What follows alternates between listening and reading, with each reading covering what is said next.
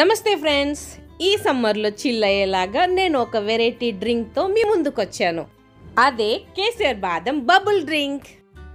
ఈ కేసర్ బాదం bubble drink తయారు చేయడానికి కావలసిన పదార్థాలు: 150 ml బ్యాంగిల్ హ్యాండ్స్ వారి కేసర్ బాదం డ్రింక్, నానబెట్టుకున్నటువంటి అర చెంచాడు చియా లేదా సబ్జా గింజలు, పావు కప్పు ఉడికించుకున్నటువంటి దొడ్డు సాబుదానా, 2 చెంచాలు ఆల్మండ్ ఫ్లేక్స్ లేదా ఆల్మండ్ ముక్కలు.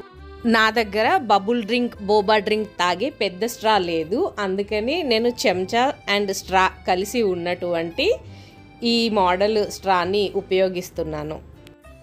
మొదటగా గ్లాస్లో సాబుదానా వేసి, తరువాత చియా సీడ్స్, ఆల్మండ్ ఫ్లేక్స్ ఒకదాని తర్వాత ఒకటి వేసుకొని, బ్యాంగిల్ హ్యాండ్స్ కేసర్ బాదం డ్రింక్ మిక్స్తో తయారు చేసుకున్న కేసర్ బాదం మిల్క్ని పోసుకోవాలి.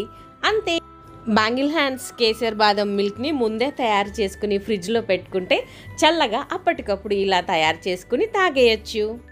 లేదా ఇదంతా ఒకేసారి తయారు చేసుకొని ఫ్రిడ్జ్లో పెట్టుకొని కావాలనుకున్నప్పుడు కూడా తాగొచ్చు.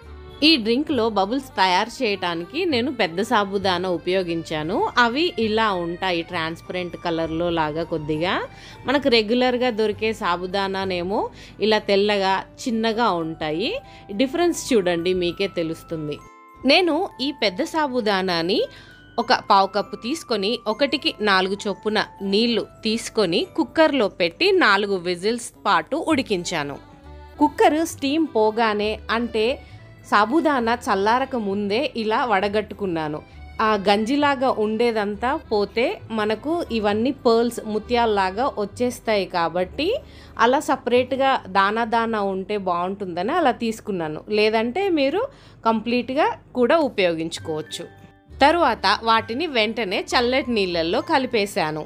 అలా చల్లటి నీళ్ళల్లో వేసుకున్నవి 5-6 గంటల తర్వాత లేదా ఫ్రిడ్జ్లో పెట్టుకుంటే తెల్లవారి కూడా ఉపయోగించుకోవచ్చు.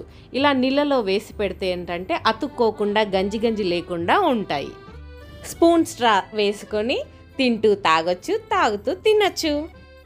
బ్యాంగిల్ హ్యాండ్స్ కేసర్ బాదం డ్రింక్ మిక్స్ కావాలంటే ఈ పైన కనబడుతున్న నెంబర్కి కాల్ లేదా వాట్సాప్ చేయండి. Thank you. బాయ్.